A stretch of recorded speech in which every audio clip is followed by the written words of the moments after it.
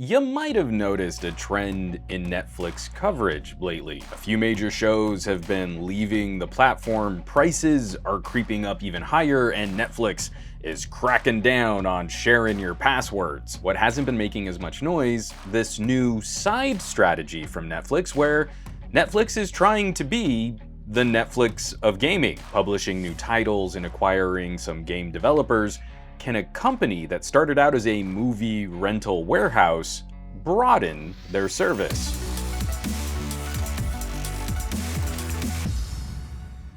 And of course, we hope you're keeping up with all the work here on Reviews.org. Please hit those subscribe options down below, give us a follow around the socials, and check out our home site, Reviews.org. We've got reviews, tips, tricks, giveaways, and other ways to help save you some cash. Right at the top of this video, we have a call to action. Have you played any of the new games included with your Netflix subscription? Drop us some of them tasty hot takes down below. With all the news out on Netflix, this side play on gaming has stayed somewhat under the radar for many consumers. A non-scientific sampling of my family, only one nephew even knew about the little games tab on the Netflix app. The strategy makes sense though. The entire industry has been talking about the Netflix of gaming for a couple years now. That Netflix title being synonymous with the idea of a successful pair of ideas. One, having a catalog of games for a subscription fee, and two,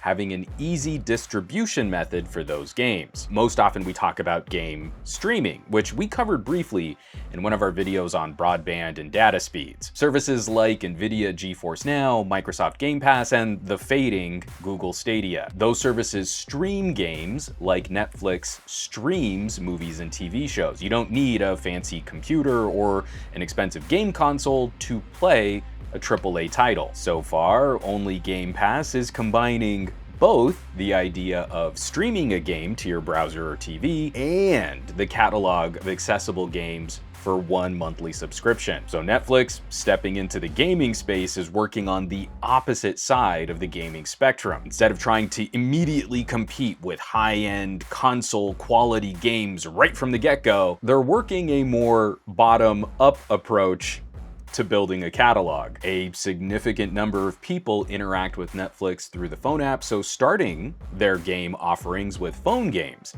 That idea has a lot of merit. Depending on what analysts you listen to, mobile gaming generates roughly as much or more revenue than console and PC gaming combined. And often your development costs on a hot mobile game are way lower than AAA console games. Plus, we see renewed interest in mobile gaming coming from hardware manufacturers too. Qualcomm and NVIDIA showing off a possible portable gaming machine. Gaming phones occupy a fun niche sales category, and we're seeing more certification for specific manufacturers in esports competition. Now, Netflix isn't playing quite at the esports tier yet, but they've recently expanded their catalog significantly. If you played the first couple Netflix games, they would have been especially underwhelming.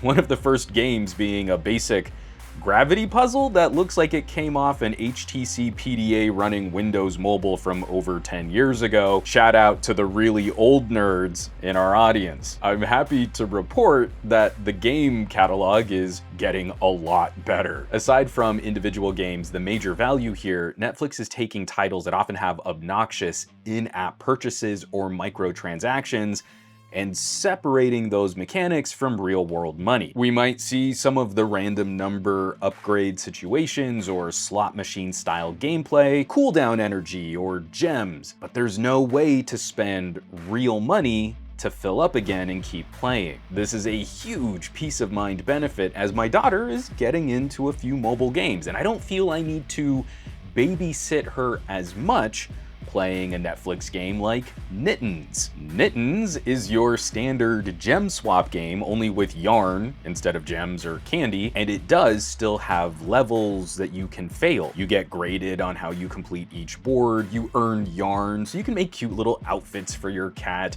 all of the hyper music and flashing lights we should expect. And once you have it installed, there's no way to spend a dime on it. I loves me some high concept, aggressive gameplay, graphics rich styles of experience, but I was also a huge fan of old Bejeweled and Zuma style games. A lot of those games on app stores now ratchet up a ton of microtransactions. So if Lex fails on a board and gets stuck, she just has to take a break. She can't spend real cash on power-ups. Okay. Some of you might be rolling your eyes at Nittens. Oh, I'm too serious a gamer to play a Candy Crush clone. But Netflix is doing something similar with other titles too, like Asphalt Extreme. From a popular series of racing games on mobile, the grind and the card system are roughly similar to Asphalt 9, but again, there's no additional monetization baked in. That was all cut out of the original version of Asphalt Extreme. If you or your kids are inclined to try and shortcut with real cash, you can't. You just have to run tracks and play the game. That becomes a significant philosophical difference between Netflix mobile games and the rest of the revenue generated by mobile gaming. Loot boxes, slot machine mechanics, random number generators, cooldown clocks, all the ways that mobile games try to keep you on the hook spending real money, that changes when you're on a subscription service. So there are some silly little low-effort mobile games, Shooting Hoops, Card Blast Casino, Domino's Cafe, and Bowling Ballers. Just silly little time wasters. They're great for a short stint while you're in a waiting room and you just need to kill some time. The more recent additions, though, show not only a higher tier of arcadey gameplay, but the potential to cross over with other popular titles and popular movies and TV shows. Pixel art style RPGs for Stranger Things, an action rhythm platformer in the League of Legends universe, a beautiful arcadey mini putt-putt game, and a breakout Arkanoid clone that I'm embarrassed to say I've burned quite a bit of time playing. Okay, yeah, I'm not that embarrassed. I love little arcade games. We're seeing a broader collection of different gaming experiences. Arcanium Rise of Akhan is a particularly interesting title for fans of collectible action card games. Again, the monetization hook on other examples of the genre is different when you're getting the game as a bundle in a subscription. The premium pass in a card game like Gwent is about $10, but then you can spend another $1 to skip levels for faster progress and in-game collectibles. If you check out Gwent on Google Play, some of those in-app purchases can climb to pretty high levels. For me personally, a game like Slay the Spire is one of the gold standard titles in card games because you buy it once for $10 and you can just play it. A popular title like Hearthstone is free to get started, but again, in-app purchases ranging from $1 to $80 for how deep you want to get into building your deck. So just as part of your Netflix subscription, there's a solid fantasy deck building game ready to go. If you're already paying for Netflix, you don't have to spend a dime. Lastly, I wanted to highlight one educational title which shows promise as a strategy for expanding on the experiences offered by a streaming company. This Is a True Story is a short, story-based title with a gorgeous hand-painted aesthetic, simple side-scrolling and puzzle mechanics built on true events and interviews. Not the most Twitch console-grade kind of gaming experience, but an interactive story and narrative that draws in players to learn a little about people from other parts of the world. These kinds of titles are often the hardest to monetize on mobile directly. If there's no built-in revenue model, then you have to charge consumers up front. And for a short, intimate, interactive narrative, it's really hard to find your audience in a phone app store. Why would I spend more than $1 on this game if it's short? Instead of looking at a shorter, focused experience and rewarding the developers for not wasting your time, we try to quantify how much money is worth it to spend on an app. I don't know about you, but the money I've spent on games like Monument Valley was easily more worth it than many of the movies I've rented. But under a subscription model, there's less pressure for one individual game to perform immediately and make back its development costs. This Is a True Story is a lovely little gem to be discovered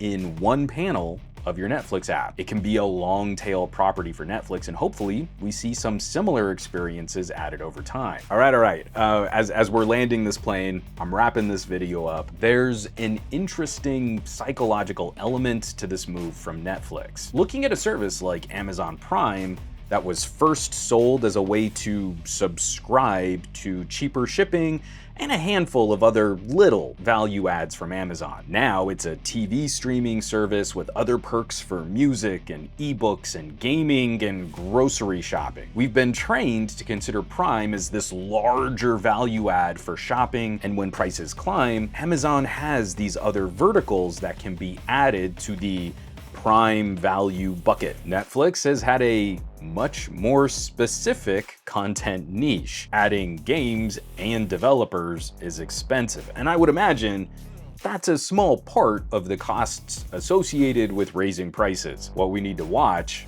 will consumers allow for an expanded idea of Netflix with other services included in that subscription price? Netflix has never been linked with the idea of gaming. So on its surface, I can see a lot of people balk at higher prices for games they don't think they'll play. In our household though, the idea that my daughter can play a Candy Crush clone without any of the most obnoxious monetization elements of Candy Crush is almost worth the additional cost all by itself. And I would imagine that many of you have some relatives with a Netflix account that are also super into phone casual gaming. Candy Crush in-app purchases range from $1 to $150. Maybe getting a few family members to switch over to Nittins might be kind of fun. And what say you? Can Netflix eventually become the Netflix of gaming? Is this the value add that will keep you subscribed, or are you more interested in interactive videos like Bandersnatch and Quiz Show? Drop us those comments down below. As always, thanks so much for watching, for sharing these videos, subscribing to the channel. For Reviews.org, I'm Juan Carlos Bagnell, aka Some Gadget Guy, and I will catch you all on the next video.